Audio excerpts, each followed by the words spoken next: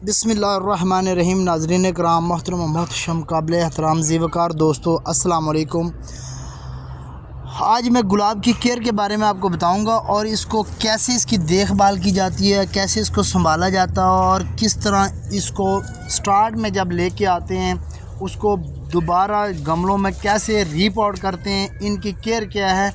गर्मियों में ये जो शक्कर निकालते हैं, मेरा बेटा भी मेरे साथ है, ये व्लॉगिंग कर रहा था, ये बता रहा था कलर वगैरह, लेकिन मैं आपको उसकी आवाज़ तो म्यूट कर दी और फिर मैं अब आपको बता रहा हूँ। ये देखें, वो कलर बता रहा था कि भाई इसका फ़लाँ कलर है, फ़लाँ कलर है। तो नाज़रीन कराम, जब आप छोटे बेबी प्लांट लेके आते हैं, वो पराली के अंदर जो जिसकी मूंजी, यानी कि मूंजी हम पंजाबी में चावलों की जो फसल होती है उसको कहते हैं, और उसका जो बचा हुआ भूसा होता है उसको हम पराली कहते हैं।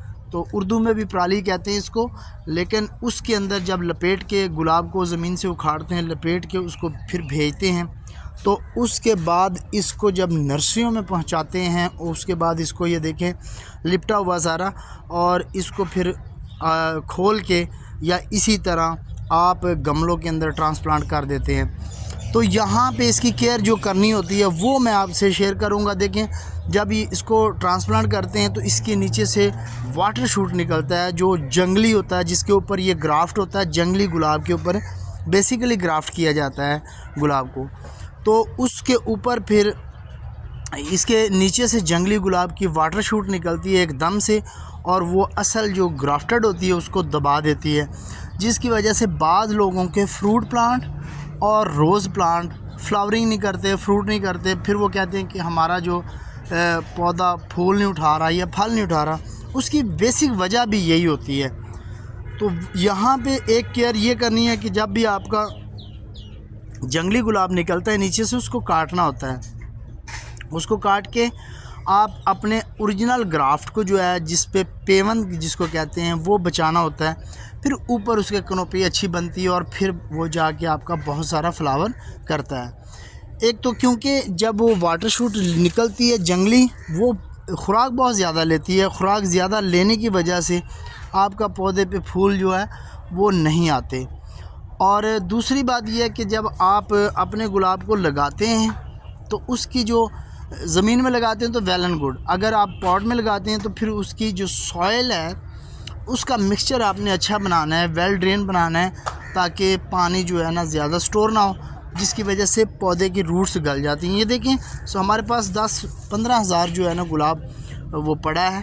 तो इसको हम चेंज कर रहे हैं। वो ट्रांसप्लांट किस तरह करते हैं वो भी मैं आपको इसी वीडियो में दिखाऊंगा, और वीडियो को एंड तक देखेंगे तो फिर आपको समझ आ जाएगी। तो नाज़रीन कराम, ये सारा प्रोसेस करने के बाद आपने देखें, बेसिकली गुलाब जो है ठंडे इलाके का है, ठंडे मौसम का है। ये गर्म इलाके में जब आप लगाते हैं तो वहाँ पे गर्मियों में इसका फ्लावर का साइज़ जो है वो छोटा हो जाता है, और छोटा होने की वजह से आप कहते हैं कि ये गुलाब ठीक नहीं है। यही गुलाब सर्दियों के अंदर जब आप इसको करते हैं तो यही साइज़ इसका गुलाब का बड़ा हो जाता है और फूल भी बड़ा हो जाता है। तो वहाँ पे आप इसको दो उसमें तकसीम कर देते हैं। हालांकि यही गुलाब गर्मियों में छोटा फूल कर जाता है और सर्दियों में बड़ा कर जाता है। तो क्योंकि ये ठंडे मौसम को पसंद करता है, ठंडे इलाके को पसंद करता है, तो वहाँ पे इसका अच्छा रिज़ल्ट मिलता है।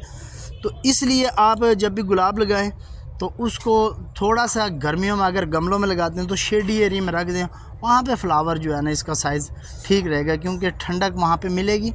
और इसको 40% जहाँ पे धूप पड़ती हो नियर द विंडो आप रख सकते हैं, या इसके ऊपर नेट लगा सकते हैं। वहाँ पे आप इसको लगाएंगे तो इंशाल्लाह आपको इसका फ्लावर अच्छा मिलेगा। तो ये गुलाब के बारे में इसकी, अगर आपने इसके फ्लावर ज़्यादा लेने तो देखें, आप बनाना पील, ओनियन पील का फास्फोरस और पोटाशियम की खाद जो अब इसको देते हैं तो इसका फ्लावर ऑटोमेटिकली जो है ना वो कलियाँ ज़्यादा बनाता है। तो हर घर में केला और प्याज के छिलके जो हैं वो इस्तेमाल में लाए जाते हैं, तो वो छिलके तो कोई भी इस्तेमाल नहीं करता।